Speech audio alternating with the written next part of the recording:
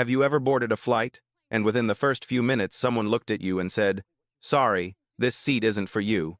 It's not because you did anything wrong. It's not because you caused trouble. It's simply because they think you don't belong there. That's exactly what happened to a black woman quietly seated in seat 1A. She was asked to leave her paid-for seat, pushed to the back row, amidst curious, indifferent stares and a familiar silence. But there's one thing nobody on that flight knew. That woman is the owner of this entire airline. And she faced a very human choice. Reveal her identity to end it all immediately, or remain silent, accept the hurt, and see clearly how the system treats those who have no voice. If it were you, what would you choose? Will you stand up for yourself, or will you remain silent and let the truth come to light? If you've ever been looked down upon, judged simply because of your appearance, status, or skin color, then this story isn't just hers, it's yours too. Stay and listen until the end. And if you feel this story resonates with you, don't forget to like, share, and subscribe to the channel to join us on this journey. The North Star Airways, Boeing 787, stood silently at Gate C-17 of Los Angeles International Airport. Outside, the bright California sun streamed across the runway, reflecting a cool light onto the silver fuselage.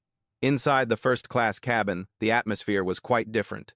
Everything was kept at just the right temperature. The lighting was soft. The scent of new leather seats mingled with the faint aroma of roasted coffee. It looked like a perfect morning according to the standards of those accustomed to flying at the front of the plane. Evelyn Brooks is seated in seat 2A. She had fastened her seatbelt. Her handbag rested neatly at her feet. Her hands rested lightly on her thighs. She wasn't looking at her phone. She wasn't wearing headphones. She was simply silently observing the cabin gradually filling up. She wore a simple ash-gray sweater, dark pants, flat shoes, no logos, no eye-catching accessories. Her black hair was neatly tied back. Her face was calm, as if this were just another ordinary flight among many she had taken.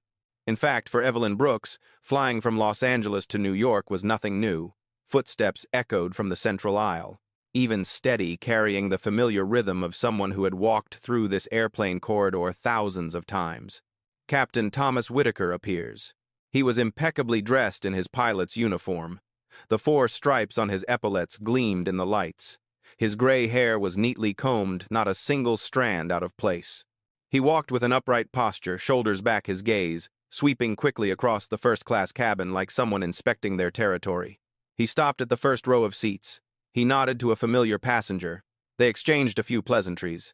Then his gaze swept across the room.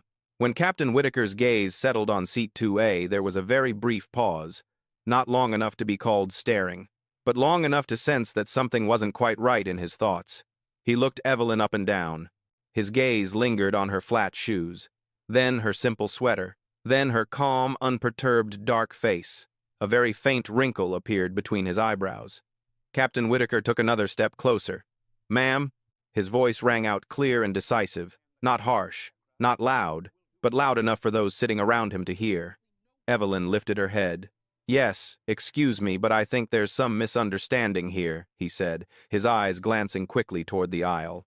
"This seat isn't for you." The first-class cabin, which usually only had the faint sound of the air conditioner, suddenly became much quieter. A few passengers looked up. Some tilted their heads slightly. Some paused to put down their coffee cups. A subtle attention, but enough for Evelyn to sense it. She didn't change her posture. She didn't frown. She didn't react strongly. "Seat 2A," she said slowly. "I'm reserving this seat." Captain Whitaker tilted his head slightly as if trying to be polite, but there was a cold, hard tone in his voice. "Madam," he said, "the first-class cabin of the North Star has certain standards, and I believe your seat is at the back." A silence fell between them. Evelyn looked straight at him. Her gaze was neither challenging nor pleading, just a clear, alert look, as if she were more accustomed to this kind of situation than anyone else present. "Captain," she said, her voice even and low, "I have a ticket. I boarded the right flight, and I'm in the right seat." A female passenger in the row opposite coughed softly. The man in front shifted slightly in his seat, clearly uncomfortable. Captain Whitaker clenched his jaw slightly.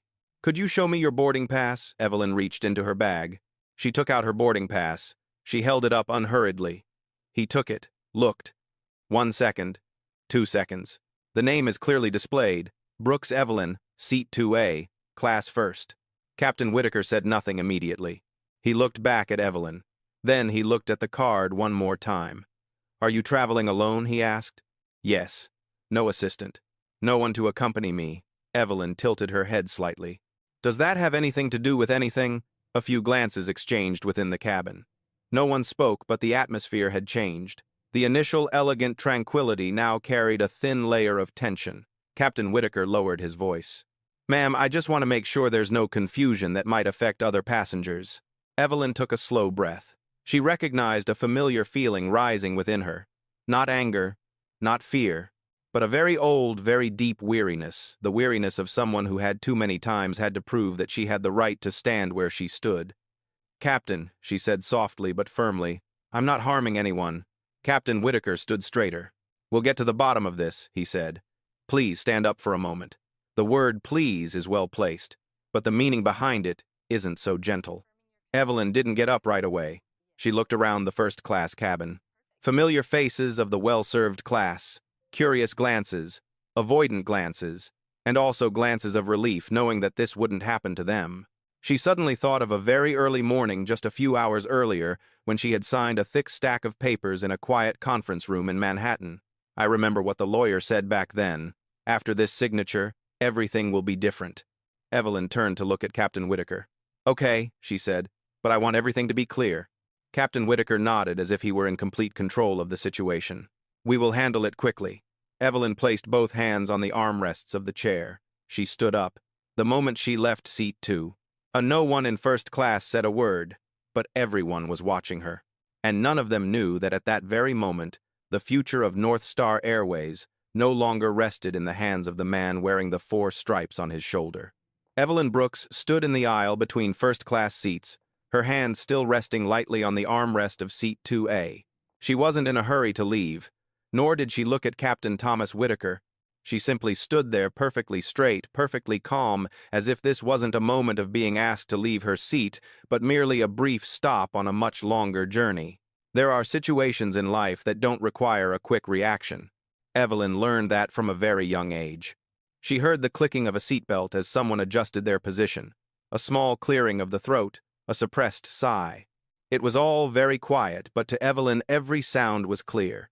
Not because she was nervous, but because she was used to reading the atmosphere of rooms. She used to stand in boardrooms where all eyes were on her, waiting to see if she had the capability to run a multi-billion-dollar deal. She used to sit at dinner tables where the first question wasn't, "What do you do?" but "Who are you with?" And many times she learned to be silent not because she was weak, but because she knew that silence when right carries its own weight. Captain Whitaker gestured to a nearby flight attendant. The young woman whose name tag read Lena Morales flinched slightly at being called. She stepped forward, her eyes quickly, scanning Evelyn, then returning to the captain, clearly trying to maintain a professional demeanor. Lena, Captain said softly but clearly. Check the manifest again, seat 2A. Lena nodded. She held the scanner, but her movements were slower than usual. She glanced quickly at Evelyn, her eyes showing a hint of hesitation. Evelyn noticed it. She was familiar with such looks. Not contemptuous, but the look of someone caught between two opposing sides, unsure of what to believe. Evelyn smiled very gently at Lena. Not a polite smile, but a reassuring smile. It's all right, Evelyn said softly. Just do your work. Lena nodded slightly, but when she bent down to look at the screen, her eyebrows furrowed slightly. Captain Whitaker crossed his arms over his chest. It was the familiar posture of someone who believed they were in control. He looked around the cabin as if sending a silent message things were being handled. Evelyn slowly stepped away from the seating area. She stood to one side, making way for others if needed. No one needed to. No one moved. Everyone just watched. For a brief moment, Evelyn felt an old wave surge through her chest. Not anger, not shame, but memories. She recalled her first time walking into a technology conference in San Francisco more than 15 years ago. She was the only black woman in the room. An investor asked her in front of everyone, "Who did you come with?" She smiled and replied, "I came with my business plan." The room fell silent, much like this airplane cabin now. Moments like these don't disappear. They just subside, waiting for another occasion to remind us who we are. "Miss Brooks," Lena's voice brought Evelyn back to the present. Lena held the scanner in her hand, looked at Captain, then at Evelyn. Your name is correct on the manifest. Seat 2A. First class. There was a brief silence, but it was enough for Captain Whitaker to realize that it didn't match his expectations. He tilted his head. Are you sure? Lena nodded. Yes, Captain. Captain Whitaker said nothing immediately. He looked at Evelyn. His gaze was different now. No longer the absolute certainty he had initially held, but something mixed with suspicion and unease. Miss Brooks, he said, I need to ask you a few more questions. Evelyn nodded. Go ahead and ask. Do you fly with North Star often? Quite often. And what field do you work in? The question was asked naturally. But Evelyn heard something familiar behind it. A question not aimed at understanding, but at categorization. She didn't answer immediately. She looked at Captain Whitaker, then at Lena, then at the passengers who were pretending not to hear but were actually listening intently. I'm in business, Evelyn said. Specifically business, she repeated, her voice still even. Captain Whitaker pursed his lips. Ma'am, we just want to make sure everything on this flight goes smoothly. Evelyn nodded slightly. Me too. A male passenger in the seat in front shook his head slightly, as if wanting to say something but then refrained. The woman by the window tightened her grip on her handbag. The atmosphere began to grow heavy, though no one raised their voice. Captain Whitaker lowered his voice. Perhaps to avoid any misunderstanding, you should move to the rear compartment. We'll arrange compensation later. Evelyn felt her hands grow cold, not because the offer was unexpected, but because she knew very well what would happen if she agreed, and what would happen if she didn't. In that moment, she clearly saw two paths. One was short, easy, and ended quickly. The other was longer, more difficult, but more necessary. She thought of the people who had sat in those seats behind her, those who had no choice. She thought of the times she had wondered if anyone would listen if she spoke up. Evelyn lifted her head. Captain, she said slowly, loud enough for everyone to hear. I don't object to you following proper procedures, but I don't agree to leaving my seat when I haven't done anything wrong. Captain Whitaker clenched his jaw. Madam, I am the person in charge of this flight. I understand, Evelyn replied, and I take responsibility for what I say. Another silence, this time longer. Lena stood between the two, feeling the invisible pressure. She opened her mouth as if to say something, then closed it again. Finally, she looked at Captain. Captain, Lena said, her voice low but firm. The manifest is flawless. Captain Whitaker turned to her, his gaze sharpened. You may return to your position. Lena nodded. But before leaving, she looked at Evelyn one more time. This time, her gaze was no longer hesitant. Evelyn watched Lena, then turned back to Captain. He can clarify everything Evelyn said, or he can make it into something else. Captain Whitaker gave a wry smile. Are you threatening me? No, Evelyn shook her head. I'm giving you a choice. Captain Whitaker stood upright. He looked at his watch. Then he looked around the cabin. We'll continue this after takeoff, he said. In the meantime, please cooperate. Evelyn said nothing more. She followed the direction Captain pointed. No hurry, no bowing. She walked down the aisle under watchful eyes and began toward the rear of the plane. As she stepped through the curtain separating first class from the next compartment, she heard a very faint sigh behind her.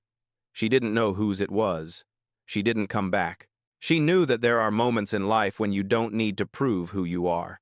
You just need enough patience to let others reveal themselves. And Flight NS 417 has only just begun. Captain Thomas Whitaker stepped back into the cockpit, pulling the door shut behind him. A dry click sound separated him from the passenger compartment. The space was different, less light, smaller, but for Whitaker this was where he felt he belonged. He took off his hat and placed it on the rack. He pulled out a handkerchief and gently wiped his forehead even though the air conditioner was running steadily. Not because of the heat, but because a vague, unpleasant feeling still lingered. It's nothing, he muttered as if talking to himself. The first officer, a much younger man sitting beside him, turned his head to look. He said nothing, just glanced quickly before returning to the control panel. Whitaker disliked that look. It made him feel as though someone was judging him without a word. He leaned back in his chair. He took a deep breath. Then he exhaled slowly. In over 30 years of flying, Thomas Whitaker had handled every kind of situation. Bad weather, technical malfunctions, drunk passengers, troublemakers, none of that fazed him. Everything had a procedure, and he understood that procedure better than anyone. What bothered him were things that didn't fit within familiar boundaries, like the woman sitting in seat 2, Just now. He remembered the moment he first saw her very clearly. The way she sat, the way she looked straight at him. No lowering of her head, no rushing to explain, no trying to please anyone. Whitaker didn't like that. In his mind, first class always had a very clear image. People in suits. People talking on the phone about contracts, stocks. Familiar faces, names he had heard before. Not because he cared about them, but because they fit his image of order. That woman didn't fit that image. Whitaker told himself he was just doing his job, that he just wanted to avoid trouble. But deeper down, he knew something else was being touched. An old belief built up over the years that he had the ability to look at a person and know where they belonged. He had believed in that possibility for a very long time, too long to give up easily. "We're about to close the cabin," the first officer said in a neutral tone. Whitaker nodded. "Send the message." When his voice boomed through the loudspeaker, he heard himself again. A deep, firm voice carrying the confidence of someone accustomed to giving orders and being obeyed. "Ladies and gentlemen, this is Captain Thomas Whitaker. We are preparing for takeoff." He paused for a very brief moment, then continued. No one noticed, but he did. After the announcement, Whitaker sat still, staring at the control panel. The indicators were all fine. The weather was favorable. A smooth flight if only there weren't any unexpected problems. He recalled that morning before heading to the airport. The usual breakfast, black coffee, financial news playing on the screen. A short report on the airline industry about how airlines had to adapt to the new times. Whitaker had shaken his head when he heard that. A new era, he once thought. Airplanes still need pilots, and pilots need discipline. For Whitaker, discipline is more than just following procedures. It's about order. It's about knowing who's above and who's below. It's about not letting things get out of control. The cockpit door opened. A flight attendant stepped in. It wasn't Lena. It was Jason Reed. A faint smile played on his face. Captain Jason whispered, "The passengers are settled. But the woman we were talking to is in the back. She doesn't look very happy." Whitaker glanced at Jason. "Is she causing trouble?" "Not yet," Jason shrugged. "But I don't think she's familiar with the place." Whitaker smirked. "Nobody gets used to everything right away." Jason chuckled softly. "Yes, Captain." Whitaker nodded. "If there are any problems, let me know. I don't want this flight to be affected." Jason turned away. As the door closed, Whitaker leaned back in his chair once more. He felt a satisfaction that was difficult to name. Not joy, rather a familiar feeling as everything returned to its proper place as he believed it to be. In the back compartment, Evelyn Brooks was settling into her new seat. Whitaker couldn't see it, but in his mind, he pictured it vividly.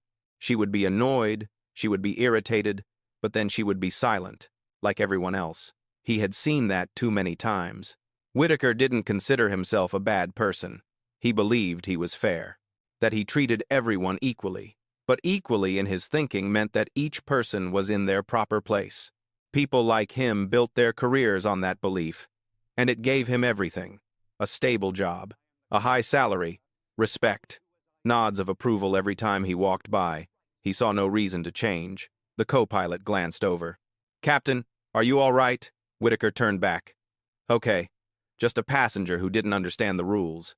The co-pilot nodded. But there was still a hint of unease in his eyes. Whitaker looked ahead. The runway stretched out. The signal lights flashed. Everything was ready. "We're taking off," he said. The plane began to taxi. Thrust gradually increased. Whitaker focused on the maneuvers. This was his best part. Where everything followed the laws of physics, there was no emotion, no argument. As the plane's wheels lifted off the ground, Whitaker felt a familiar sensation wash over him, a sense of control, the feeling that he was taking hundreds of people into the sky, relying on his skill and decisions. In the passenger compartment, many people breathed a sigh of relief. Some closed their eyes, others continued reading their newspapers. Life went on, at least on the surface. Whitaker switched on autopilot after reaching a stable altitude. He unbuckled his seatbelt. He stretched slightly. "This flight will be peaceful," he said, as if making a statement. But somewhere deep inside, another feeling began to form. A vague feeling that there was something he hadn't seen, something he hadn't fully understood. Whitaker brushed it aside. He had long since learned to dismiss such feelings. He didn't realize that while he believed he had just restored order, he was actually taking another step toward the collapse of that order. Flight NS 417 continued its eastward descent, carrying hundreds of people each with their own story. And somewhere in the rear cabin a woman was quietly observing, remembering, and waiting, not for revenge, but to allow the truth enough space to reveal itself. The plane had reached a stable altitude. The seatbelt sign was turned off. A gentle wave of movement spread throughout the cabin as passengers began adjusting their seats, taking out books, opening laptops, and ordering drinks. In first class, the atmosphere seemed to have returned to its familiar rhythm, whispered conversations. The gentle clinking of glasses, the scent of white wine mingled with the fragrance of expensive perfume. Margaret Collins sat in seat 1C right next to the aisle. She was in her 50s, her blonde hair, perfectly styled and voluminous, a silk scarf loosely tied around her neck. She had flown with North Star for over 20 years. Her name was on the priority list. Her face was familiar to most of the veteran flight attendants. Margaret leaned forward and called softly, "Excuse me." Lena Morales stopped. She bowed and smiled in a manner befitting a professional. "Excuse me, ma'am. How can I help you?" Margaret glanced toward the front of the compartment where seat 2A was now empty. Her eyes held a cleverly concealed dissatisfaction. "What happened just now?" she said, her voice low but sharp. "What was that about?" Lena paused briefly. She chose her words carefully. "It was just a small misunderstanding, ma'am." Margaret raised an eyebrow. "A mistake," she chuckled softly. "I didn't think North Star's first-class cabin would ever have such a mix-up." Lena felt her throat dry up. "We've taken care of it." Margaret nodded but didn't stop there.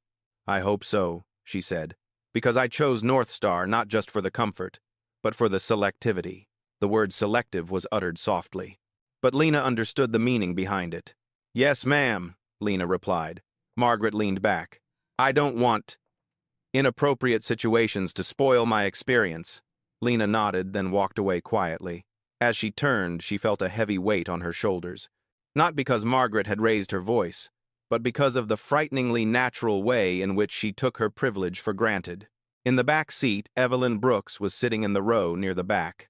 The seat was next to the aisle. The space was narrower. The light was harsher. The noise was more noticeable. She fastened her seatbelt. She neatly placed her handbag under the seat in front of her. She was surrounded by strangers. A middle-aged man was typing incessantly on his laptop. A young woman was cradling her sleeping child. An elderly couple was speaking very softly. Evelyn inhaled slowly. She wasn't angry at Margaret Collins, not at Captain Whitaker. She'd been through too many similar situations to be angry. What bothered her was something deeper, how the systems were built to normalize such behavior. She recalled a meeting many years ago when a partner told her, "You don't look like a CEO." When she asked why, he laughed and said, "You're more approachable." Being approachable in that world often meant having less power. Another flight attendant appeared, Jason Reed. He pushed the service cart and stopped at Evelyn's seat. "Drinks?" Jason asked without looking directly at her. "Give me a glass of water," Evelyn replied. Jason set his glass down without smiling. "We're running out of options. Only the basics are left." "It's all right," Evelyn said. Jason nodded and pushed the cart away. As he turned his back, he shrugged slightly as if it were nothing worth bothering about. Evelyn watched him. She didn't blame Jason. She knew where that kind of behavior came from. It was nurtured by those at the top, by the indifferent stares, by the times when no one was called upon. In the front row, Margaret Collins took a sip of wine. She leaned over to the man sitting next to her and spoke softly. "Did you see what just happened?" she asked. The man shrugged. "I just saw them handling it pretty quickly." "That's right," Margaret said. "At least they know how to correct their mistakes." The man chuckled softly. "That's why we're paying." Margaret nodded, satisfied. In the cockpit, Captain Whitaker was reviewing some parameters. Jason knocked and entered. Captain Jason said, "First class is fine, but Mrs. Collins mentioned what happened earlier." Whitaker didn't look up. "What did she say?" "She just wanted to make sure that there wouldn't be any more similar situations." Whitaker nodded. "We've got it done. Miss Brooks has moved." Jason hesitated. "Yes, but what if she complains?" Whitaker turned around, his eyes cold. "About what?" Jason remained silent. Whitaker continued, his voice firm. "Jason, our job is to keep this flight safe, not to please individuals. There are decisions that must be made." Jason nodded. "I understand." Whitaker leaned back in his seat. If there's any problem from the rear compartment, report it to me immediately. Jason turned away. Whitaker watched the door close. He felt a sense of certainty return. The certainty of someone who believes they have just done what needed to be done, but somewhere deep inside the airplane cabin, that tranquility was only superficial. Evelyn Brooks looked out the window. Outside the sky was a deep blue, the clouds stretching as far as the eye could see. She thought of Daniel Price, of the text message she had sent before the plane took off, of the brief reply she had received. I'm watching. Just let things unfold as they are. Evelyn didn't know how far things would go, nor was she sure how far she wanted them to go. A part of her wanted to stand up, clear things up, and end this immediately. But then she thought of Lena, of the hesitant yet sincere look in the young flight attendant's eyes, of people like Jason, like Captain Whitaker, who believed they were doing the right thing because they were never forced to look back. If she had spoken up immediately, everything would have ended quickly. An apology, a few handshakes, an internal memo. And then everything would have gone back to how it was. Evelyn didn't want that. She wanted to see this system operate without anyone knowing who she was. She wanted to know how far it would go, who it would protect, and who it would sacrifice. The plane shook slightly as it entered a small area of turbulence. An announcement blared, reminding passengers to fasten their seatbelts. Some sighed, some closed their eyes. Margaret Collins adjusted her silk scarf, looking displeased. This seems a bit bumpy, she said to Lena as she returned to the cabin. It's just a slight disturbance, Lena replied.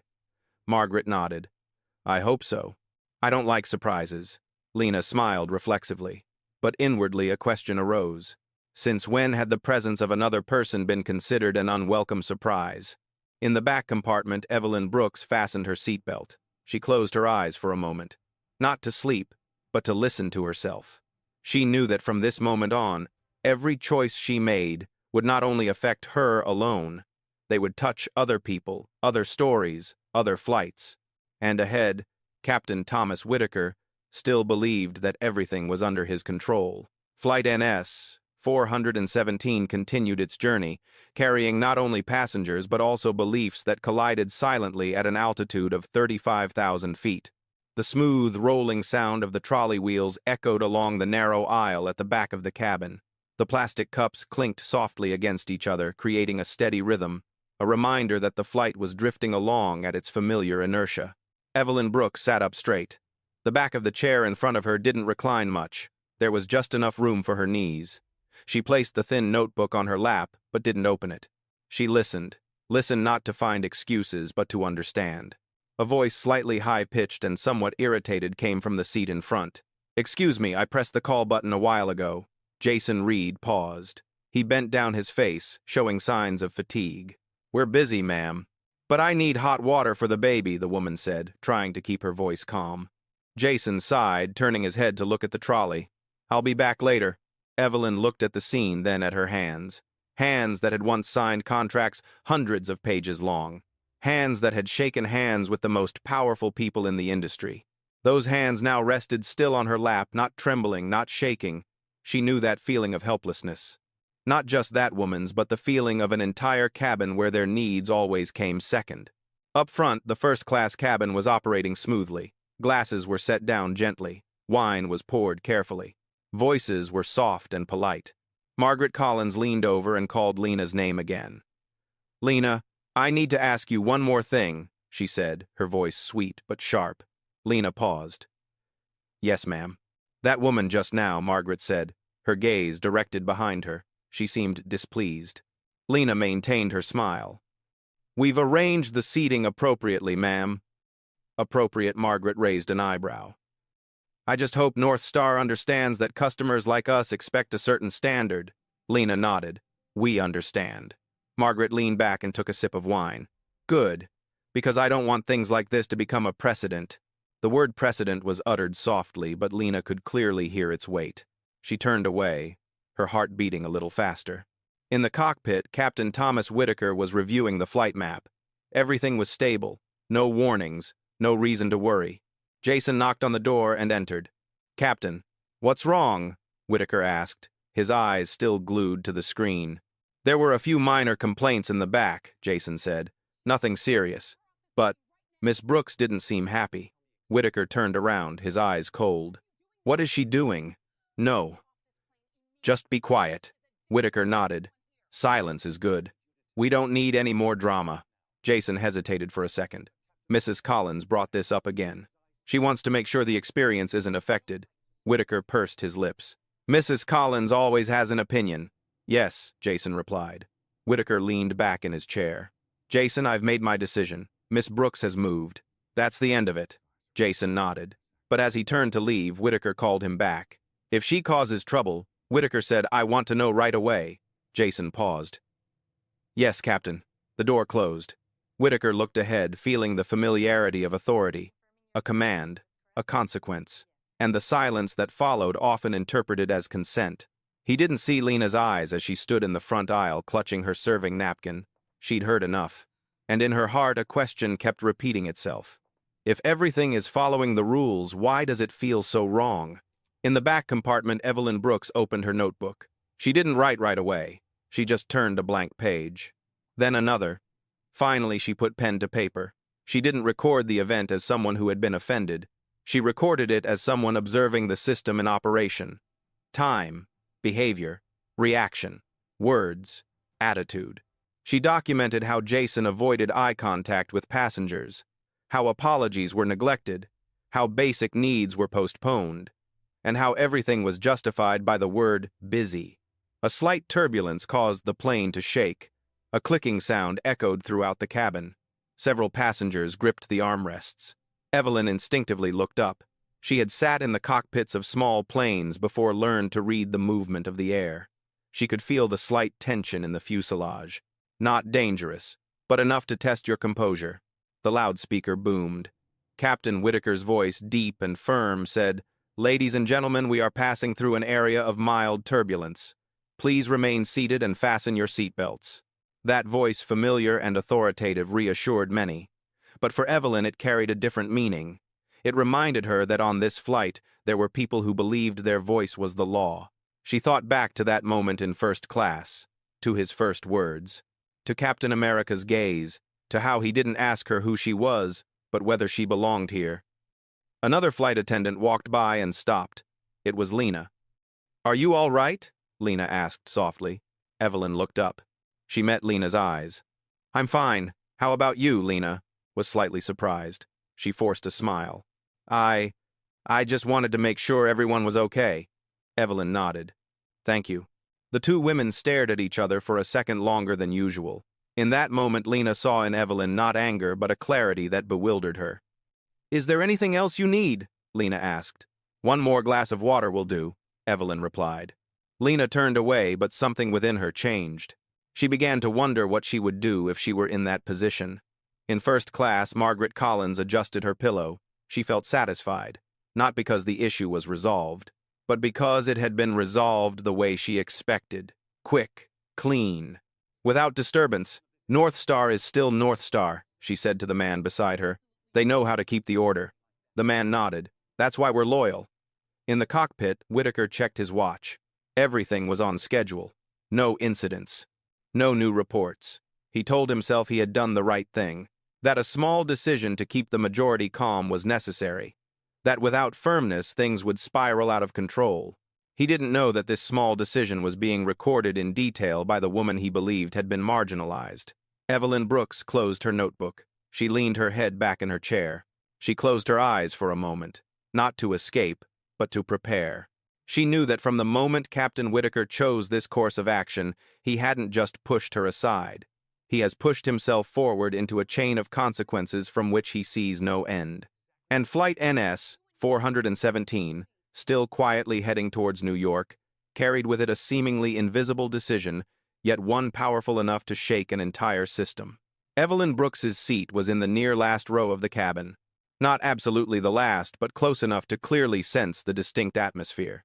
Here, the smell of new leather and perfume faded, giving way to the scent of plastic, stale coffee, and a very difficult-to-describe smell, the smell of accumulated haste and fatigue. The seat didn't recline very far. When Evelyn tried adjusting it, the backrest only moved back a little, just enough for her back to lightly touch the firm cushion. No one complained. No one was surprised.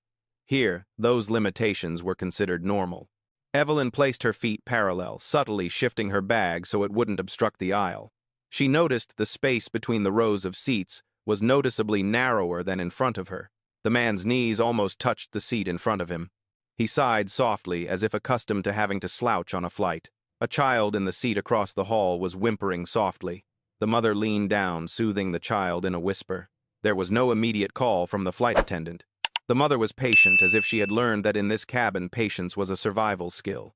Evelyn watched the scene, her heart tightening slightly. She used to sit in seats like these.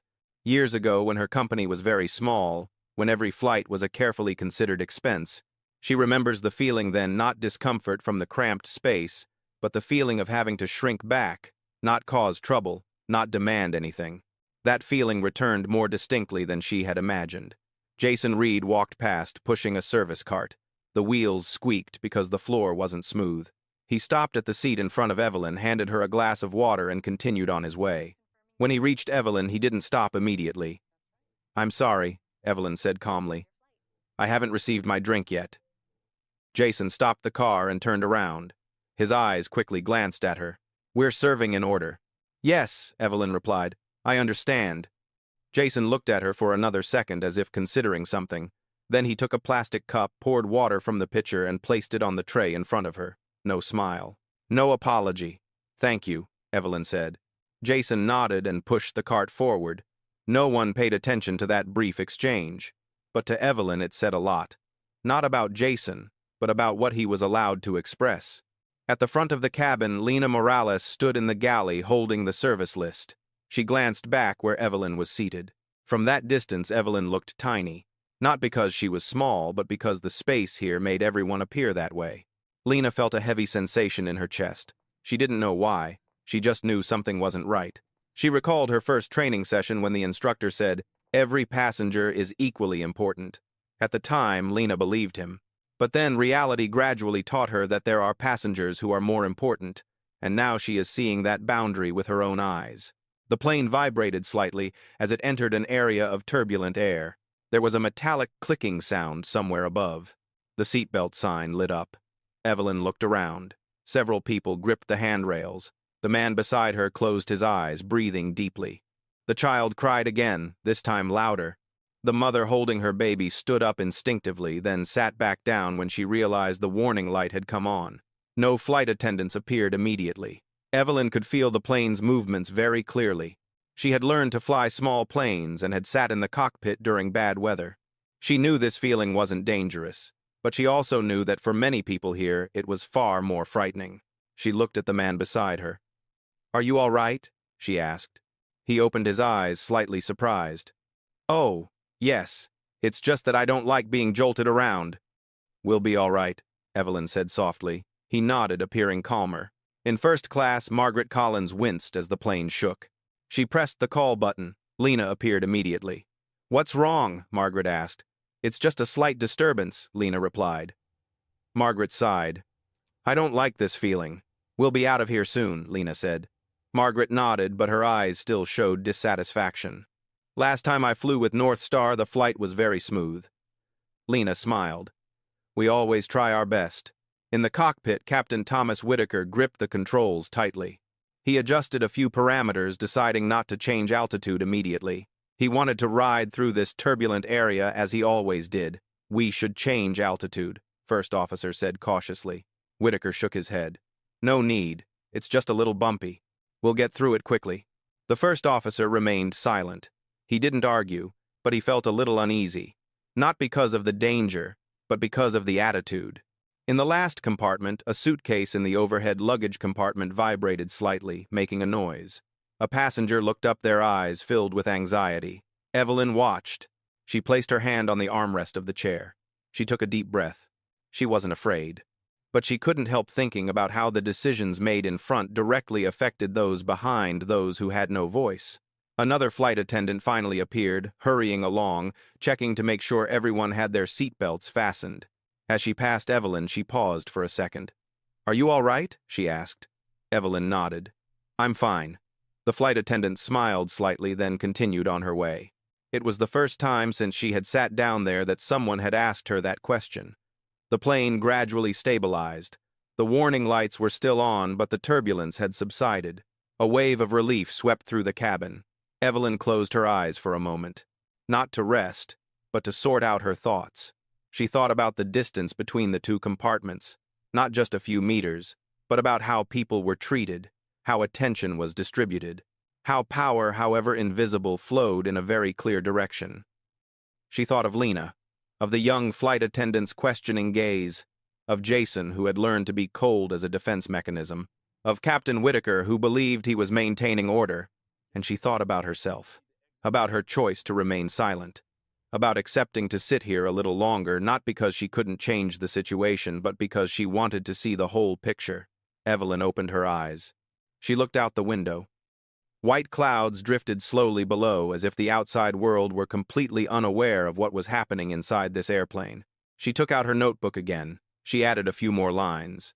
Not about the shaking, but about how people react when faced with a challenge. She knew that the back seat on the plane wasn't just a position. It was a test, and not everyone on this flight was going to pass that test. Flight NS 417 continued its eastward journey, and in the rear cabin, Evelyn Brooks sat there quietly, patiently waiting for the right moment. The cabin gradually stabilized. The shaking subsided and then disappeared. The seatbelt sign remained illuminated, but the tension of a few minutes earlier was gone. In the back row, Evelyn Brooks sat upright, her hands resting on a thin notebook on her lap. She didn't open it immediately. She waited. Sometimes waiting isn't procrastination. It's about letting things fall into place naturally. Around her, the quiet rhythm of life continued. The man beside her took out his headphones and put on some soft music. The child in the seat opposite finally fell asleep on her mother's shoulder. A flight attendant walked by, checked the seatbelts, and nodded to a few passengers. No one paid attention to Evelyn, and that's what made her most dangerous. She gently opened her handbag. Inside, there was no bulky laptop, no thick stack of documents, just a black phone without a case or logo. She picked it up and unlocked it. The screen lit up, no new notifications. She took a slow breath, then opened the messaging app secured by a private code. The name that appeared at the top of the conversation was Daniel Price. Daniel is more than just a lawyer. He's the acting COO of an investment firm that Evelyn has built over the past 10 years. A man accustomed to handling big deals quietly and accustomed to not asking unnecessary questions. Evelyn types very slowly. "We need to adjust the plan." She paused, looked at the text that had just appeared. Then she continued. "Don't interfere. It's not the right time yet." The 3 dots appeared almost immediately. "Are you all right?" Daniel replied. Evelyn stared at the question for a few seconds. She didn't answer immediately. Not because she wasn't okay, but because the answer needed to be precise. "I'm fine," she typed. "But I want to see the whole picture." There was a silence for a few seconds. Then Daniel texted back. "Are you sure?" Evelyn closed her eyes for a very brief moment. The image of first class, Captain Whitaker's gaze, Margaret Collins's voice, the way Jason avoided eye contact with passengers, Lena's hesitant look. "I'm sure," she replied. "Just let things happen." Daniel didn't ask any further questions. He just sent a short message. "I'm watching. When she says stop, everything will stop." Evelyn turned off the screen. She put the phone back in her pocket. The movement was subtle, not attracting attention. No one in the cabin knew that in that moment a decision more important than any other on this flight had just been made. Not by the person in the cockpit, but by the person sitting in the row near the back. In first class, Margaret Collins was watching a documentary on the screen in front of her. She adjusted her headphones occasionally, frowning at the lingering turbulence. For her, the flight was going as expected. There had been a minor hiccup, but it had been resolved. She didn't know that this treatment was being recorded in a very different way. Lena Morales walked slowly down the aisle, holding the service list. She stopped at the galley, glancing back at the compartment once more. Evelyn Brooks was still seated back straight, her gaze fixed on the window. There was something about that woman that Lena couldn't take her eyes off, not because of her appearance, but because of her calmness that seemed out of place in the situation. Lena recalled Evelyn's gaze during their brief conversation. No resentment, no demands, just a very steady presence. Lena wondered if she could remain calm, if she were treated that way. In the cockpit, Captain Thomas Whitaker was reviewing the landing schedule. Everything was on time. No changes. He was satisfied. First officer glanced at him. Captain, that disturbance just now. Perhaps we should give a more detailed report. Whitaker shrugged. No need. It's insignificant. First officer remained silent. He looked at the control panel, then looked straight ahead. Something was bothering him, but he didn't say anything. Whitaker leaned back in his seat. He felt the flight was heading in the right direction. The initial problems had been resolved. Everyone was settled. He didn't know that this sense of security was only superficial. In the back compartment, Evelyn Brooks opened her notebook again. This time, she wasn't just taking notes. She was drawing a very simple diagram, not an organizational chart, but a flow of behavior. Who said what to whom? How did everyone react? Who remained silent? Who intervened? Who avoided the issue? She circled a few names: Captain Thomas Whitaker, Margaret Collins, Jason Reed, and another name lightly underlined, Lena Morales. Evelyn paused there for a little longer. Not because Lena was perfect, but because she had a choice. Evelyn thought back to the early years of her career, when she too had stood on that very line. Between following the crowd and speaking up, between playing it safe and being right, no one is born strong. People learn to be strong when they have no other choice. A flight attendant walked by. This time it was Jason. He stopped and checked the tray table. "Do you need me to clear the trays?" he asked, his voice even. Evelyn shook her head. "Not yet." Jason nodded and continued walking. Nothing else happened. No conflict, no drama. Everything was perfectly normal. And it is precisely that normalcy that is the scariest thing. The plane continued flying through long stretches of white clouds. Time passed slowly. For many, it was just another flight in their lives. For Evelyn, it was a test the system was conducting on itself. She wondered if she weren't herself, if she were just an ordinary passenger. How would this story end? Would Captain Whitaker have been reprimanded? Would Jason have changed his service? Would Margaret Collins ever reconsider the word precedent? Probably not. And that's why she chose to remain silent a little longer. In first class, Margaret took off her headphones and called Lena. "How much longer until we reach New York?" she asked. "About 4 hours, ma'am," Lena replied. Margaret nodded. "Good. I have a meeting as soon as I land." Lena smiled and turned away. A thought flashed through her mind. There are people who always have plans for what happens after landing, and there are people who just want the flight to end peacefully. In the cockpit, Whitaker checked the gauges again. He felt a firm sense of confidence. No reports, no malfunctions, nothing to worry about. He didn't know that in the back row someone was waiting for that exact moment. Not meant to cause a fuss. So that when the truth comes out, no one can say they didn't see it. Flight NS 417 continued its journey soaring across the vast sky. And within it, a story was gradually moving into its next chapter, where seemingly insignificant decisions would begin to leave indelible marks. There's an unwritten rule in long-established power systems. When those in power begin to feel challenged, they don't usually back down. They go further. Captain Thomas Whitaker didn't realize that moment was coming his way. Or perhaps he did realize it but chose to ignore it. The cockpit was quiet. The soft light from the control panels reflected off his face, highlighting the wrinkles at the corners of his eyes. Whitaker had been flying for nearly half his life. He was used to the pressure, used to making decisions in seconds, and used to not being questioned. But this flight is different. It wasn't because of the weather. It wasn't because of technical issues. It was because a passenger didn't react as he expected. Whitaker glanced through the internal report on the screen. No warnings, no special notes. Everything was normal. That's what annoyed him. The first officer sat beside him silent. He sensed a subtle tension in the air. No one spoke, but it was there. Whitaker broke the silence. "Did you see that passenger?" he asked, his tone sounding like he was making small talk. The first officer was slightly surprised. "Which passenger?" "Captain," the woman from earlier, Whitaker said. "Miss Brooks." First officer nodded slowly. "I saw it." "She didn't react," Whitaker continued. "No arguing. No making a fuss." First officer pondered. "Perhaps she just wants peace and quiet," Whitaker smirked. "Or she's preparing to do something." The phrase hung, suspended in the cockpit. First officer turned around. "Captain, she hasn't done anything wrong." Whitaker turned to look at him. His gaze was sharper. "You've never seen people like that." "People like that?" First officer asked again very softly. Whitaker didn't answer. He turned back to the screen, but in his mind a thought formed that silence wasn't safe. In the back cabin, Evelyn Brooks was sitting and reading a few pages, not to kill time, but to keep her breathing steady. She could feel the change in the flight's atmosphere very clearly, not from the turbulence, but from the attitude.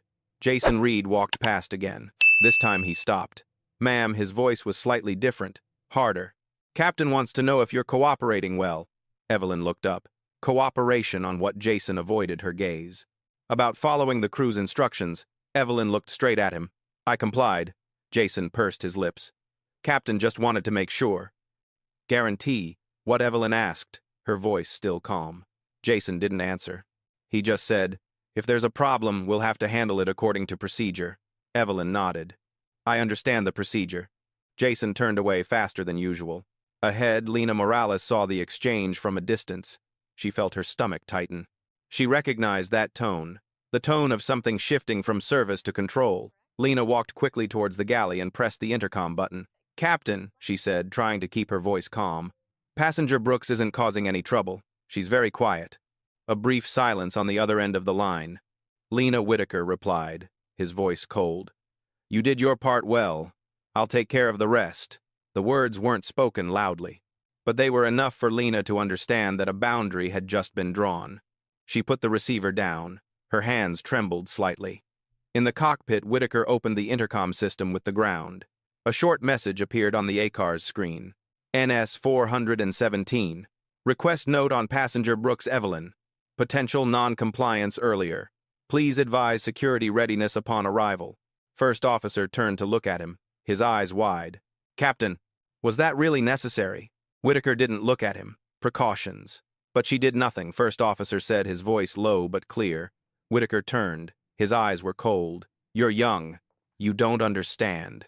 The biggest problems always start with seemingly insignificant things." First officer remained silent, but inwardly, a very clear feeling was forming. This was no longer just a precaution. In the back compartment, Evelyn Brooks felt her phone vibrate slightly in her pocket. A very faint vibration, but she noticed it immediately. She took out her phone. A new message from Daniel Price. "There's an update from the airline. They just added a security flag with her name on it." Evelyn stared at the words for a long time. This is the moment. The moment when things can take two very different paths. She could stop right now. One text message, one phone call, one name said, and it would all be over. Or she could let it go. To see how far this system is willing to go, thinking no one is watching. Evelyn typed her reply slowly and steadily. "I know. Just let them do it." 3 dots appeared. Then Daniel replied, "Are you sure? They're preparing to call security upon landing?" Evelyn looked around the compartment. Ordinary people. No one knew what was being written somewhere ahead. I'm sure she typed. "Write it all down." She turned off the screen. She put the phone down. In first class, Margaret Collins took off her headphones and turned to Lena. "What's all the noise about in the back compartment?" she asked. Lena hesitated. "Nothing serious, ma'am." Margaret tilted her head. "I don't want to go to New York with any trouble." Lena nodded. But deep down, a question echoed clearly. Who was the real problem? The plane continued its flight. Outside, the sky was calm. Everything looked perfectly normal. But internally, an invisible line has been crossed. Captain Thomas Whitaker believed he was protecting the flight. Jason Reed believed he was simply following orders. Margaret Collins believed order had been maintained. Only Evelyn Brooks knew that from the moment the security flag was raised, this story was no longer about a seat. It became a test, not for her, but for all those who believe that power gives them the right to decide who the problem is. And Flight NS 417, still quietly heading towards New York, carried with it a mistake that no one in the cockpit realized was irreversible. The cabin lights dimmed. Outside the window, the dark sky turned a deep blue, then a deep black.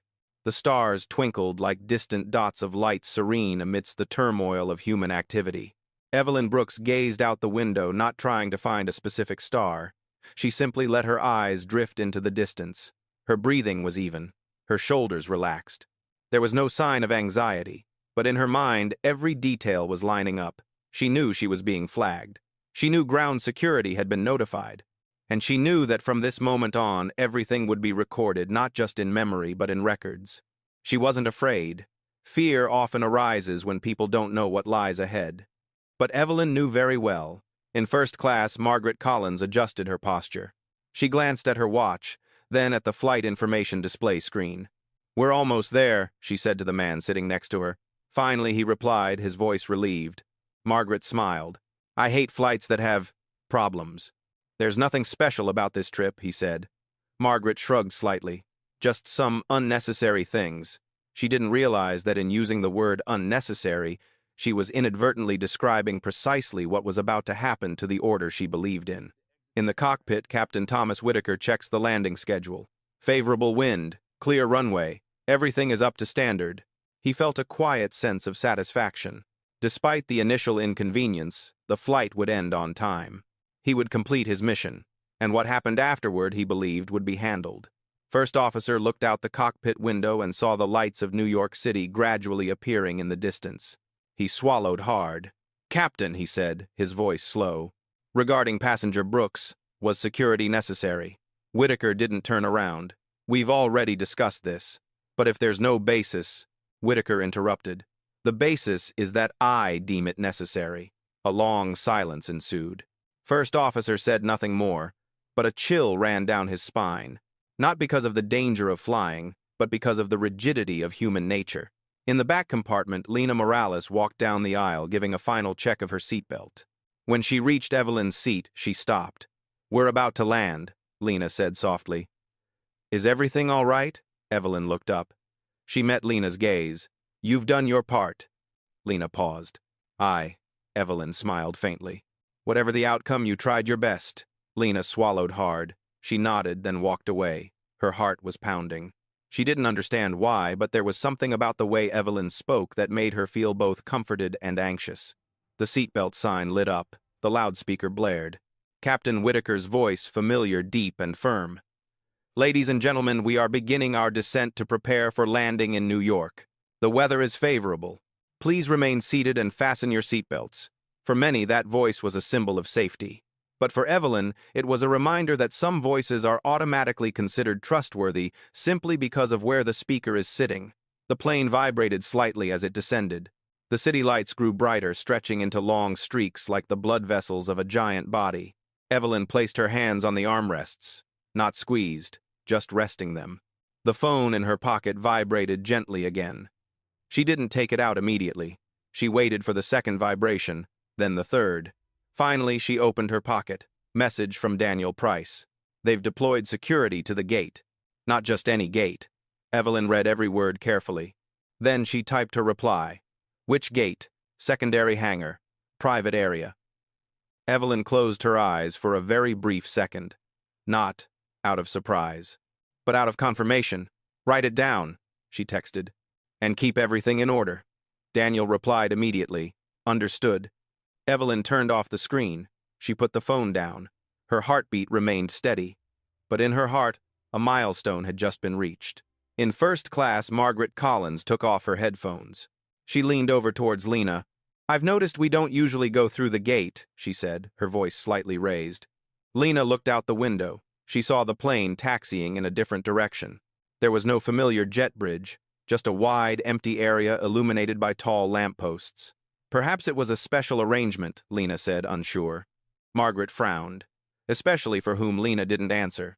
From the cockpit, Whitaker looked out. He saw the hangar come into view. He smirked. "Security is ready," he said, as if talking to himself. The first officer watched. He saw black cars parked there. No company logos. No regular passenger vehicles. "Captain," he whispered. Whitaker did not respond. The plane touched down. The landing was a little rough, not dangerous, but enough to startle a few passengers. A sigh spread through the cabin. Evelyn felt the jolt, then the deceleration. She sat still, not gripping the handrail, not looking around. When the plane came to a complete stop, the seatbelt sign remained illuminated. There was no applause, no familiar commotion. The atmosphere was unusual. The loudspeaker blared again. "Please remain seated," Whitaker said. "Security will be boarding to handle a situation." A wave of whispers spread. Everyone looked at each other. Their eyes turned toward the back of the compartment, as if someone had just been invisibly singled out. The man next to Evelyn turned to her. "Who are they talking about?" Evelyn looked straight ahead. It's not clear yet. He swallowed hard. It's not you, is it? Evelyn turned her eyes calm. If it were me, you'd know too. He remained silent. The airplane door opened. Not a jet bridge, but a movable staircase. A blast of cold air rushed in. The exterior lights shone directly into the cabin. Two people in security uniforms boarded. They weren't flight attendants. They weren't the familiar ground staff.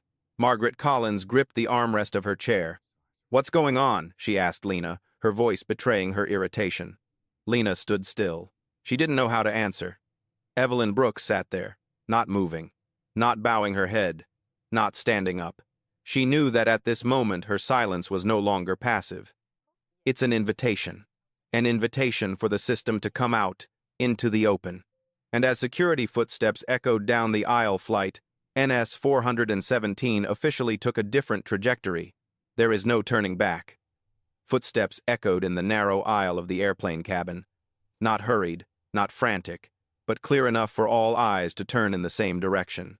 Two security guards stepped forward, dark uniforms, straight posture, expressionless faces. They didn't look around searching. They walked with a very clear purpose. The passenger compartment fell into a tense silence. Evelyn Brooks remained seated in the back row, her back straight. Her hands rested lightly on the armrests. Her gaze was calm, fixed straight ahead. She didn't stand up. She didn't raise her hands. She didn't make any movement that could be misinterpreted as protest. The man sitting next to her froze. He swallowed, his eyes flickering between fear and curiosity. "They're probably looking for someone," he whispered. Evelyn did not answer. Two security officers stopped at the back of the compartment. One glanced quickly over the rows of seats. The other looked down at a tablet computer. Evelyn Brooks, the man, asked, his voice neutral. A soft gasp was heard somewhere ahead. Margaret Collins turned, looking down the aisle, her gaze settling on Evelyn. She frowned. "That's impossible," she muttered. Evelyn slowly turned her head. She looked directly at the security officer. "Yes." The man beside her recoiled as if a distance of a few inches could protect him from something. "Please stand up," the security guard said. Evelyn nodded. She rose slowly, not in a hurry, without hesitation. She reached for her handbag and slung it over her shoulder. Lena Morales stood in the middle of the compartment, her hand unconsciously gripping her notebook. Her heart pounded. She watched Evelyn walk out into the aisle. No bowing, no trembling. There was only a terrifying calmness. What did she do wrong? Margaret Collins asked, her voice laced with undisguised annoyance. "What are you planning to do?" A security guard turned and said politely but firmly, "Ma'am, please remain seated." Margaret opened her mouth, intending to say more, but then stopped. There was something about that voice that she didn't recognize. It wasn't the voice of her servant. In the cockpit, Captain Thomas Whitaker rose from his seat. He adjusted his jacket, buttoning it up. This was the moment he had been waiting for. The moment the processing would be complete. "Keep the door open," he said to the first officer. "I'm going out." First officer looked at him, his eyes tense. "Captain, I think," Whitaker interrupted. "I already said it." He opened the cockpit door and stepped out. His eyes quickly scanned the passenger compartment, stopping at Evelyn standing in the aisle flanked by two security officers. A fleeting feeling of satisfaction washed over him. Not joy, rather the feeling of someone who believed they were right. "Finally, it's done," he muttered. Evelyn was led to the front. Each of her steps echoed softly on the floor, yet it seemed to register in the entire compartment. All eyes followed her. Some were curious. Some were annoyed. Some avoided looking. As we approached the airplane door, something unusual happened. Instead of leading Evelyn down the stairs, a security guard raised his hand to signal them to stop. "Please wait a moment," he said, his eyes looking outside. Whitaker stepped forward, his voice tinged with irritation. "What's the problem?" The security officer turned to him. "We're waiting for final instructions." Whitaker frowned. "The instructions are clear. This passenger is flagged. I am the flight captain." The security guard showed no sign of wavering. "Yes, sir.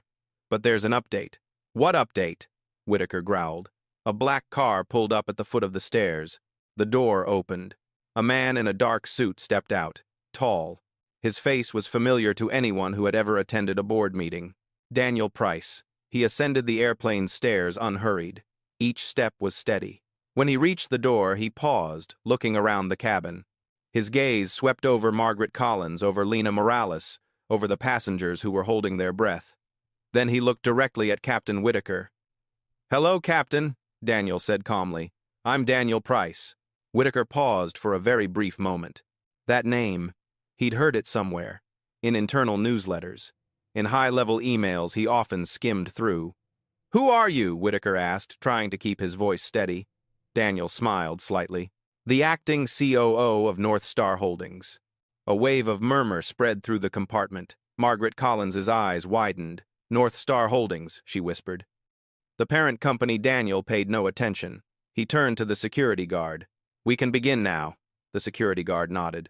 But instead of turning to Evelyn, he turned around and stood straight. "Captain Thomas Whitaker," he said clearly. "Please stay." Whitaker was stunned. What? Daniel stepped forward. "Captain, I'm afraid there's been a serious misunderstanding." Whitaker chuckled dryly. "What are you talking about? She's the one who's been flagged." Daniel turned to look at Evelyn. "Miss Brooks, are you all right?" Evelyn nodded. "I'm fine." Daniel turned around. His gaze was colder. The person security was instructed to monitor. Wasn't Miss Brooks. The entire cabin seemed to hold its breath. "That's impossible," Whitaker said. "I've already submitted the request." "Yes," Daniel replied, "and we received it." He pulled a thin stack of papers from his briefcase. "Your request is unfounded. There was no disruptive behavior, no safety violations, but there's something else." Daniel stopped. He looked directly at Whitaker. "There are signs of abuse of power." A very faint "oh" sound was heard somewhere. Margaret Collins placed her hand on her chest. "What's going on?" Daniel turned to her, speaking politely. "Ma'am, please be seated." Whitaker took a step back. "You have no right," Daniel interrupted, his voice still calm. "We have." He gestured with his hand. The two security officers changed positions. They were no longer standing next to Evelyn. They stood on either side of Whitaker. Whitaker looked around. The eyes he had once known now seemed unfamiliar. There was no longer respect, only curiosity and suspicion. "What kind of game is this?" Whitaker growled. Daniel stared at him for a long time. "This is procedure, Captain. A procedure you take very seriously." Evelyn stood there, saying nothing. She didn't need to say anything. Her presence, along with Daniel's, was enough to turn things around.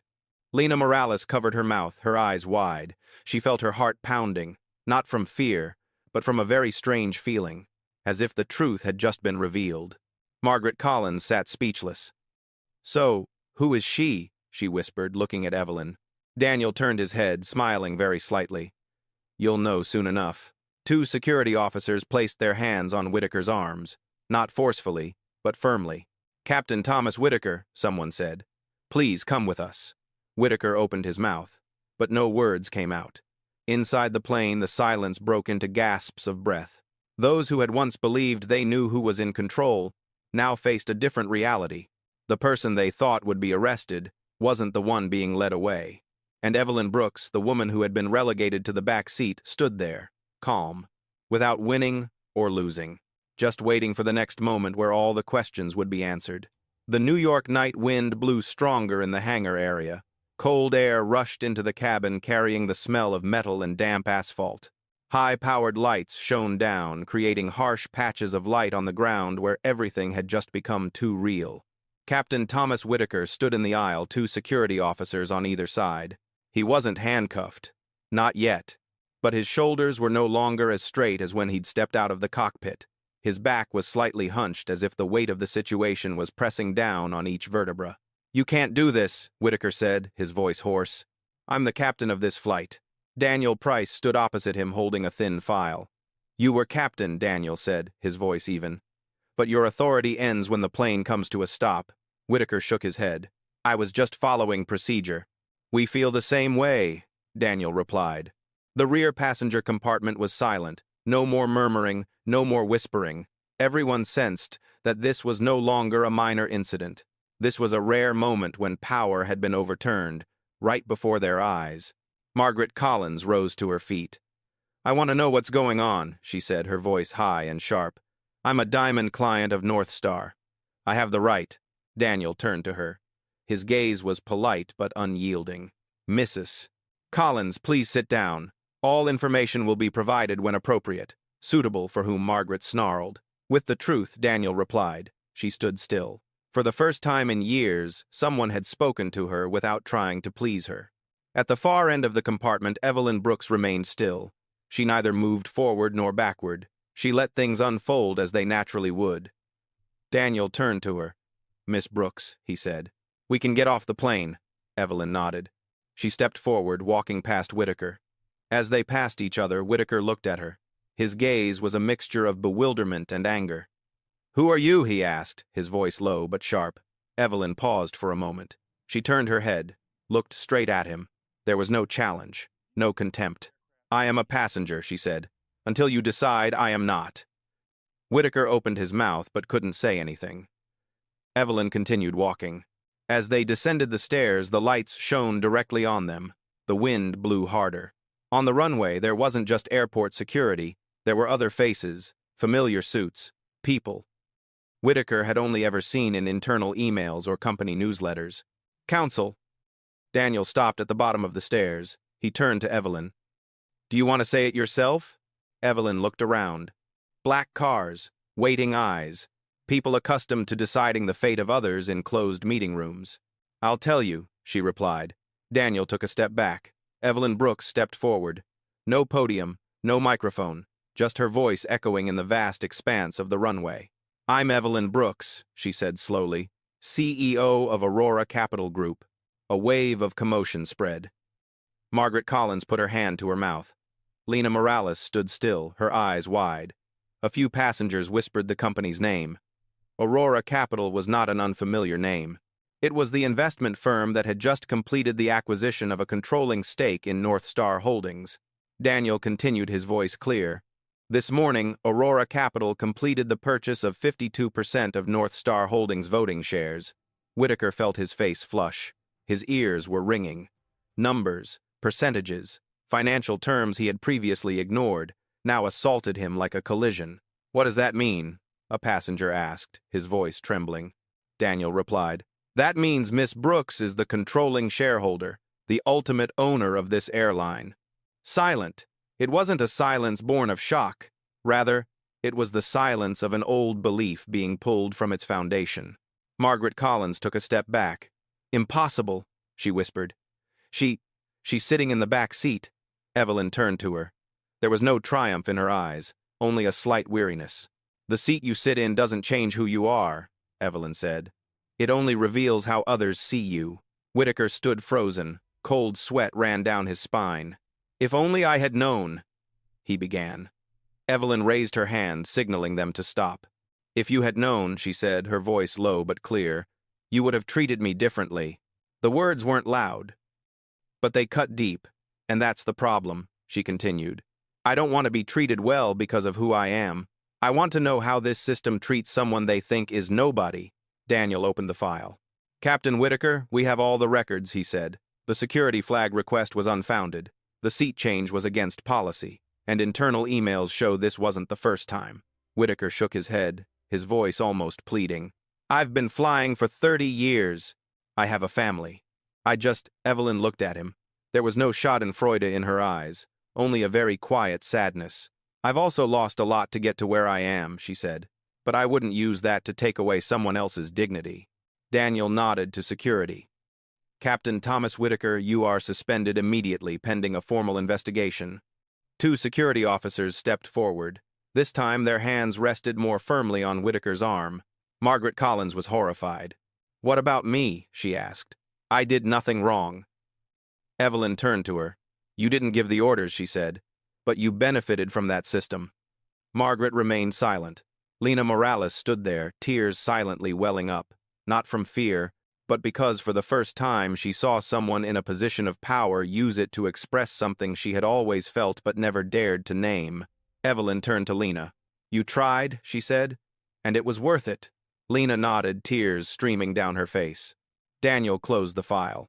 "We'll continue the rest in the meeting room." Evelyn looked back at the plane. The North Star had taken her on a flight unlike any she had ever taken before. She turned her back and walked away with Daniel towards the brighter lights. Behind them, Captain Whitaker was being led in the opposite direction. Two paths. One person once believed that power allowed them to judge. Another understands that power comes with responsibility. And on that icy runway, the truth was finally revealed. Without fanfare. Without fanfare. But it could not be retracted. The makeshift meeting room was located at the edge of the hangar, its white light shining directly onto a long, gray, laminate-covered table. There were no logos on the walls, no inspirational slogans. Only the heavy silence of a place used to handle matters that could not be postponed. Evelyn Brooks sat at the head of the table. She didn't take that seat because anyone invited her, rather because no one else would sit there. Daniel Price placed the file in front of her. Across the table, the 4 members of the North Star Holdings Board sat upright, their hands clasped together. No one spoke for the first few seconds. That silence wasn't due to a lack of information. Rather, it was because too much information had just been revealed. "We'll begin," Evelyn said. Her voice wasn't high, nor low, just clear enough for everyone to hear. Daniel opened his tablet. First, he said Captain Thomas Whitaker is suspended immediately with no entitlements pending investigation. One of the council members cleared his throat. "We need to follow the personnel procedures." "Exactly," Evelyn replied. "And the process begins with admitting wrongdoing." No one objected. Daniel continued. "The request for security-related flagging is unfounded. This will be reported to the FAA and the Internal Legal Department." Another member frowned. "That will draw attention." "Attention is what we need," Evelyn said. "The key is to be discreet." Daniel nodded. "Secondly, all instances of unauthorized seat changes will be reviewed within 24 months. A soft sigh escaped from the far end of the table. Someone whispered, "There will be a lot of files." "Hopefully so," Evelyn replied. "Otherwise, that would be even more worrying." Outside the meeting room, Lena Morales leaned against the wall. Her hands were still trembling slightly. She hadn't been called in yet. But she knew what she was waiting for. She recalled the moment on the plane. She remembered Evelyn's eyes when she said, "You tried." The words weren't loud, but they've stayed with Lena ever since. Jason Reed stood at the other end of the hallway. He leaned against a pillar, his arms crossed over his chest. A light sweat beaded on the back of his neck. He didn't know what he was waiting for. He only knew that for the first time, just following orders was no longer a safe shield. In the meeting room, Daniel moved on to the next item. "Thirdly, we need a clear decision about our service culture." One council member leaned forward. "Are you referring to retraining?" Evelyn looked at him. "It's not just about training." She paused for a moment. "I'm talking about responsibility." She stood up, not to impress, but because she wanted to make a clear statement. "Tonight I didn't sit in the back seat because I wanted to try something new," Evelyn said. "I sat there because I was asked to, and within a few hours I've clearly seen the difference in how this system works." She looked at each person individually. No one shouted, no one fought. There was no scene of chaos. Only small needs were postponed. Averted gazes, cold words, and an unspoken belief that things could go a little slower in the background. No one interrupted. "That's how injustice exists," Evelyn continued. "Not through noise, but through familiarity." Daniel placed his hand on the table. "We propose creating a new position, Director of Passenger Experience." One council member nodded. "Who will take on the role?" Evelyn turned toward the door. "Please come in, Miss Morales." The door opened. Lena Morales walked in. She froze when she saw all eyes turned towards her. "Please sit down," Evelyn said. Lena sat down, her back straight, her hands resting on her thighs. She felt her heart pounding so hard that her ears were ringing. "Miss Morales," Evelyn said, her voice softer. "What did you do tonight when something went wrong?" Lena swallowed hard. I tried to report it, and I tried to make sure the passengers were safe." "Even though you know that might not be well received?" Evelyn asked. Lena nodded. "Yes." Evelyn turned to the council. "This is what I'm looking for," she said. "Not 30 years of experience. It's the ability to recognize when the system is going off track." A very faint murmur spread out. "Miss Morales," Daniel said, "we would like to offer you the interim position of Director of Passenger Experience." Lena's eyes widened. I'm just a flight attendant." "No," Evelyn said. "You understand passengers best." Lena bowed her head, tears falling. Not from joy, but because for the first time what she believed to be true was being called by name. In the hallway, Jason Reed was called into another small room. There was no boardroom. The lights were off. Just a human resources officer and an in-house lawyer. "Mr. Reed," the HR representative said, "we need to clarify some service behaviors." Jason sighed. "I was just following orders." The lawyer took notes. What instructions? Jason remained silent. In another corner of the hangar, Captain Thomas Whitaker sat alone on a metal chair. His coat was still neat, but his hands trembled slightly. No one called him captain anymore. A security officer approached. You will be taken back to your hotel tonight. Your passport and temporary documents will be held. Whitaker nodded. Can I call my wife? Yes, the other person replied. Whitaker held the phone, staring at the screen for a long time. Then he put it down. There were calls harder than any emergency call in the air. In the meeting room, Evelyn remained seated after everyone else had left. Daniel stood beside her. Are you all right? He asked. Evelyn sighed. I'm fine. She looked out the window where the North Star was still parked silently. But this is just the beginning. Daniel nodded. The reaction won't be small. I know, Evelyn replied. But silence is the most precious thing. In a corner of the hallway, Margaret Collins was escorted to her private car. She said nothing. Her face was pale. For the first time, she was leaving a flight without feeling like the center of attention. Lena Morales stopped and watched. Then she looked at Evelyn. Their eyes met. No promises needed. No speeches required. There was only an unspoken understanding that from this moment on, something had changed. Not just for one flight, and it also allows a system to reflect on itself. The next morning, New York woke up as usual. The traffic is still heavy. The cafes are still open very early.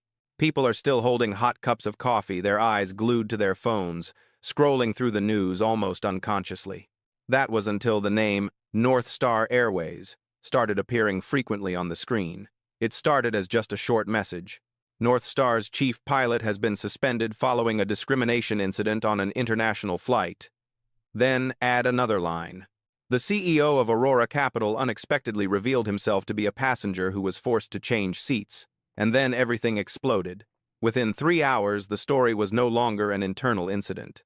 It became the subject of discussion on cable television, on morning radio, on social media, and in the boardrooms of corporations that had never imagined they were involved. At Aurora Capital Group headquarters, Evelyn Brooks stands in front of floor-to-ceiling windows. The city stretches out below like a vast network of choices and consequences. Daniel Price walked in, a tablet in his hand. The media is reacting strongly, he said. Evelyn didn't turn around. Which way? Divided in two, Daniel replied. One side praises, the other side defends. Evelyn nodded slightly. That's normal. Daniel scrolled through the screen. The hashtag Seat42 is trending. Evelyn smiled softly. A number, but one that people will remember. In a television studio a few miles away, Margaret Collins sat across from the morning news anchor. The lights shone directly onto her face, revealing wrinkles that the makeup team had previously always carefully concealed. Do you feel you've been treated unfairly? The interviewer asked. Margaret took a deep breath. I think things have been blown out of proportion. But do you agree that if that passenger hadn't been the CEO, the story would have ended very differently? The host continued. Margaret was silent for a few seconds. The camera didn't cut that moment. The silence was broadcast live. I don't know, she said finally. That answer was quoted hundreds of times a day. Elsewhere, Lena Morales sat in a small conference room at North Star Airways headquarters. Before her was a group of middle managers, many of whom had worked there for years longer than she had. We're not talking about individual mistakes, Lena said, her voice slightly shaky but clear. We're talking about process. A man folded his arms. You're new to this position. Lena nodded. Yes, and perhaps that's why I see things that people are so used to that they no longer notice. No one responded immediately. She projected a simple diagram onto the screen. Why does feedback from the rear compartment always take longer to process? Why are decisions from the cockpit rarely questioned? Another person sighed. Because that's how things always work. Lena looked them straight in the eye. And that night, that very way it always works, sent the whole company reeling. At Newark Airport in the staff parking area, Captain Thomas Whitaker sat in his gray rental car. He hadn't gone to the hotel. He hadn't gone home. He sat there, his hands on the steering wheel, staring at the dashboard. The radio was playing a news program. The incident raises larger questions about power and responsibility within the aviation industry. Whitaker turned the volume down. He recalled the moment he said, I was just following procedure. For the first time in my life, that phrase no longer brought a sense of security. At a university not far away in a business administration class, the professor paused in the middle of his lecture. He projected a newspaper headline onto the screen. "We're going to talk about this," he said. "Not because it's sensational, but because it's very familiar," the students murmured. One raised their hand. "Sir, if she's the CEO, why didn't she say so right away?" The professor smiled. "That's the most important question." Meanwhile, at Aurora Capital, Evelyn Brooks sat in a private conference room. Before her was a group of senior executives from the subsidiary companies. "We're not going to release a celebratory statement," Evelyn said. "We're not going to use this story to boost our image." One person in the group asked, "So what do we say to the press?" "The truth," Evelyn replied. "And that's all." Daniel nodded. "We've prepared a short statement." Evelyn read through it. Then she corrected one sentence. Instead of "we do not tolerate discrimination," write "we take responsibility when discrimination occurs." Daniel looked at her. "That would put more pressure on me." "That's right," Evelyn said. "And that's the price of trust." In a small cafe, Lena Morales sat alone after work. She scrolled through her phone and saw a candid photo of herself taken during this morning's meeting. The comments were varied: praise, suspicion, even mockery. She put the phone down. She exhaled. She recalled the moment she stood on the plane when everything was still uncertain, when she didn't know which way she was on. Now she knows. In the hallway of another building, Jason Reed emerged from the Human Resources office. In his hand was a thin stack of papers. He hadn't been fired, but he had been suspended for mandatory retraining. He looked at the paper. Then he looked around. No one was paying attention to him. No one was filming. No one was interviewing him. This silence to him weighed more heavily than any criticism. That evening, Evelyn Brooks returned to her apartment. No party, no press conference, just a simple dinner. She stood before the mirror, taking off her office coat. Looking in the mirror, she saw a tired woman, but her gaze remained steady. The phone vibrated. A message from an unknown number. "I've sat in seat 42B many times. Thank you for not taking it lightly." Evelyn read it. Then she put the phone down. She understood that from now on, this story no longer belonged to her. It belongs to those who were once silent, those who once thought that feeling disregarded was normal, and also to those who once believed that power allowed them not to listen. Aftershocks have begun. It wasn't a loud explosion. Instead, it spread slowly through conversations, meeting rooms, and airplane cabins, and nobody knows where it will stop. 3 weeks after the NS-417 incident, there are no longer reporters standing outside North Star Airways headquarters. No more mobile television vans parked on the roadside. The hashtag that once topped the trending charts has sunk deep, replaced by new stories and new social outrage. The surface is still, but inside things are shifting. At North Star's training center in Denver, a new training session begins at 7 o'clock in the morning. No banners, no opening speeches. Just a large room, white lights, chairs arranged in an arc. Lena Morales is standing at the front. She wasn't wearing a flight attendant uniform, nor was she wearing a powerful suit. Just a simple shirt holding a thin stack of papers in her hand.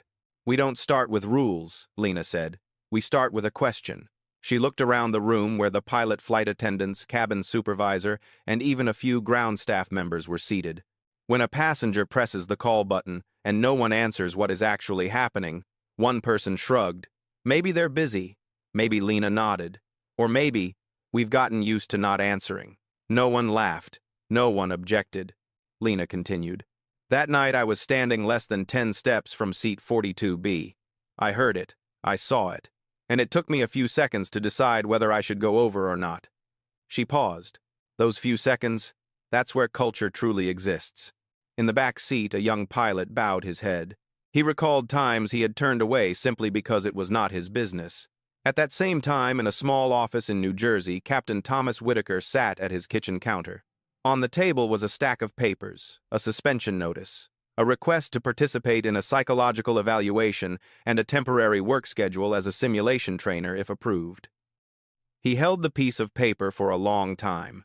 Then he put it down. The house was quiet. No more the sound of rolling suitcases. No more uniforms hanging ready every morning. His wife hadn't spoken much since that day. No reproach, no comfort. Just a silent distance harder to name than anger. Whitaker looked out the window. A plane flew across the gray sky. The familiar sound of the engine now sounded strange.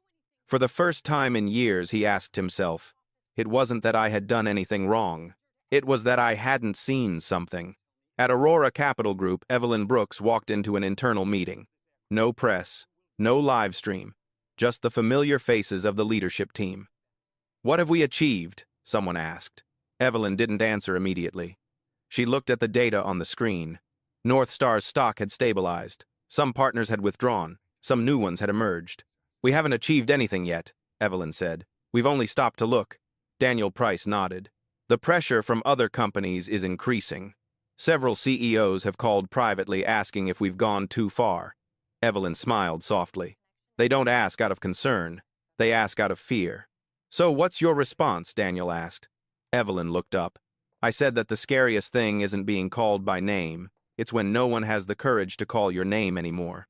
At another airport, an elderly flight attendant stood before a visibly upset passenger. The man complained about his seat, the wait time, and all sorts of minor things. The flight attendant took a deep breath. Then, very calmly, she said, Sir, I'm listening, and I will handle it. But I need you to speak to me, not with anger. The man paused. His anger was not reflected. It subsided. One small change. No one is filming. In another class, Lena Morales sat at the back of the room listening as a young flight attendant recounted an awkward situation. I used to think that if I didn't speak up, everything would just blow over, the girl said. But now I see. It didn't blow over. It lingered. Lena smiled. And each time it accumulates, it makes the system heavier. At a roadside diner, Jason Reed sat alone. He was in retraining. No flying. No serving. Just studying. He flipped through his notes from this morning's training session. One line was underlined. Doing nothing is also an option. Jason recalled the moment on the flight. He remembered how he avoided eye contact with the passenger in the back seat. At the time, he thought he was avoiding trouble. Now he understands he's chosen trouble for someone else. That evening, Evelyn Brooks drove alone to the suburbs. No driver, no assistant. She parked in a small parking lot near the airport. She sat still, watching the planes take off. The lights flickered. The runway was long and straight. The phone vibrated. A message from Lena. Today, a flight attendant stood up to defend a passenger despite the backlash. I think that started with your story. Evelyn read it. Then she typed a reply. No. It started with her choosing not to turn away. She put the phone down. She took a deep breath. She recalled her childhood, the bus rides, the times she was stared at, the moments she learned to be silent in order to survive. She doesn't hate silence. She just hates it being used to conceal things. In a flight simulator room, Whitaker sat in front of the control panel, not as captain, just a retrainee. The coach asked, in a conflict situation, what is your priority? Whitaker was silent. Then he said slowly, it's not about control, it's about understanding. The coach looked at him slightly surprised. Then he nodded. Outside, it started to rain. The raindrops were small, steady, and quiet. In many places, no one was talking about seat 42B anymore. But somewhere, a flight attendant paused a little longer when the call bell rang. A pilot asked for clarification before giving orders. A passenger felt noticed. There is no newspaper headline. There was no big announcement. It's just the small things that are changing how people treat each other little by little. And sometimes it's those changes that go unnoticed that last the longest. 6 months later, Seattle Airport on an early autumn morning. The sky was clear, the breeze gentle. Yellow leaves were beginning to appear sporadically along the walkways leading to the terminal. The air carried the familiar scent of hot coffee and the metallic smell of the endless stream of flights. Flight NS-228 is preparing to depart for San Francisco. Evelyn Brooks entered the train station alone. No assistants, no media team. No one recognized her immediately. She wore a simple gray sweater, dark trousers, and flat shoes. Over her shoulder was an old, unmarked leather bag that attracted no attention. At first glance, she looked like one of hundreds of other passengers preparing for a short workday flight. She stopped in front of the electronic display board. She looked for the flight number. NS-228. On time. She smiled very gently. At the boarding counter, a young flight attendant scanned tickets. The girl looked up and saw Evelyn. Good morning, ma'am. The voice was natural, not artificial, not overly enthusiastic, just respectful enough. Evelyn nodded. Hello. Have a pleasant flight, ma'am. the flight attendant added. No one looked closely at the ticket. No one looked at the clothes. No one judged where Evelyn belonged. Evelyn entered the airplane cabin. Narrow aisle. Soft lighting. The familiar smell of a domestic flight. Quiet conversations. The sound of luggage being loaded into the overhead compartments. She walked straight to the back. Seats 40, 41. Then it stopped at 42B. She stood still for a moment. Just a very short moment. No painful memories resurfaced. No anger. Just a very clear realization. She sat down. Middle seat. Not wide. Not comfortable. But clean. Tidy. Screen works well. Headphones are neatly placed in the seat pocket. The woman sitting next to her was middle-aged. She gave a polite smile. "Hello," she said. "Hello, ma'am," Evelyn replied. No one asked Evelyn what she did for a living. No one was curious why she chose this seat, and that's what made Evelyn feel calm. Lena Morales entered the compartment at the front. Now she's no longer a young flight attendant. Her name tag displays a new title, but her uniform remains simple, not much different from before. Lena began inspecting the compartments. As she reached row 42, her eyes glanced at Evelyn. The two recognized each other. There were no hugs, no special greetings, just a brief glance, a very slight nod. As the two of them understood, we don't need to say anything more. The plane began to taxi. The engine noise gradually increased. A gentle pressure pushed the person sitting in the seat back into place. Through the small window, the runway stretched on. The city receded behind. Evelyn closed her eyes the moment the plane lifted off the ground. Not for prayer, just for feeling. In another row, Jason Reed sat in the seat of the flight attendant in charge of the rear cabin. He was impeccably dressed in his uniform. His movements were slower than before. He wasn't in a hurry. He didn't avoid the passenger's gaze. When he reached row 42, he stopped. "Excuse me, ma'am, would you like some water or coffee?" he asked the woman next to Evelyn. "Coffee, please," she replied. Jason turned to Evelyn.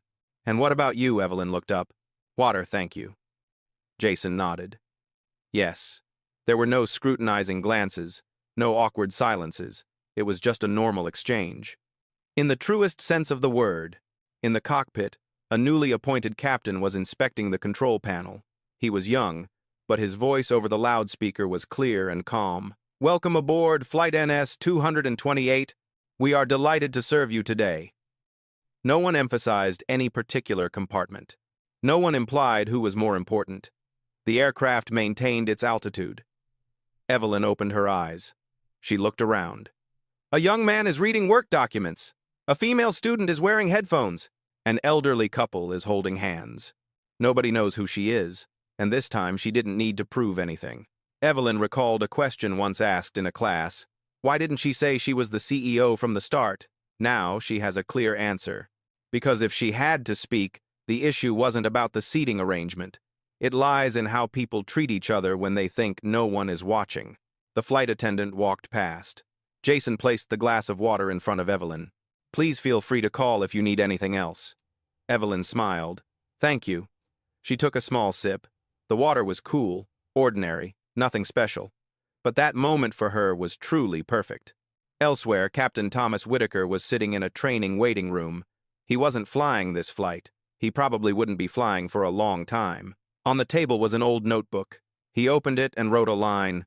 "Power doesn't give you the right to judge. It gives you the responsibility to look more closely." He closed the notebook. "Out there, another plane is taking off. Return to compartment 42. The woman next to Evelyn leaned over. "Do you fly a lot?" Evelyn thought for a moment. "Quite a lot." "Do you prefer to sit in the middle?" she added, smiling slightly. Evelyn looked down at the chair she was sitting in. Then she looked out the window. "There are times," she said slowly, "when I like to recall the feeling of places that people often overlook." The woman nodded. "I understand. That answer needs no further explanation." The plane began to descend. The city of San Francisco unfolded below. The blue sea, the long bridge, the winding streets. The seatbelt warning light is on. Lena Morales walked along the aisle. When she reached row 42, she paused for a moment. "The flight is about to land," she said, her voice warm. "Is everything all right?" Evelyn looked up. "It's fine." Lena smiled, not the smile of a subordinate to her CEO, but the smile of one human being to another. The plane touched down, smoothly. No one applauded. but no one was tense. When the plane came to a complete stop, passengers stood up one by one and retrieved their luggage. No one pushed or shoved. No one gave orders. Evelyn was the last to stand up. She grabbed her bag and walked out into the hallway. Before leaving the compartment, she turned back to look at seat 42B one last time. The chair was empty, normal, no markings whatsoever.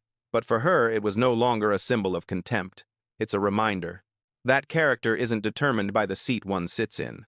That value doesn't come from position. And that the world will only truly change when people choose to see each other as human beings. Evelyn stepped off the plane, blend in with the crowd. No one looked back. And this time, it means everything is going in the right direction. This story isn't really about a flight. It's about how people treat each other when they think no one's watching. We'll understand once we've lived long enough. Injustice rarely appears loudly. It comes subtly, very familiarly, in a fleeting glance, in an impatient word, in someone being left behind, simply because of a small matter. Evelyn Brooks didn't win because she was CEO. She won because she didn't let power cloud her compassion. She understood that if people only respect you because they know who you are, that's not true respect. The biggest lesson here isn't about karma or revenge. It's about personal responsibility. The responsibility of those in power is to look down. The responsibility of those in the middle is not to turn away. And the responsibility of each of us is to treat others with kindness even when it doesn't benefit us personally. You may not own an airline, but every day you own how you speak, how you listen, and how you choose to side with people or remain indifferent. And sometimes just one small action is enough to change an entire journey. Thank you for taking the time to listen to this story until the end. If it made you think, reminisce, or feel comforted in any way, please like, share, and subscribe to the channel. Because each share you make could be the 42B seat someone needs to see. See you again in the next stories.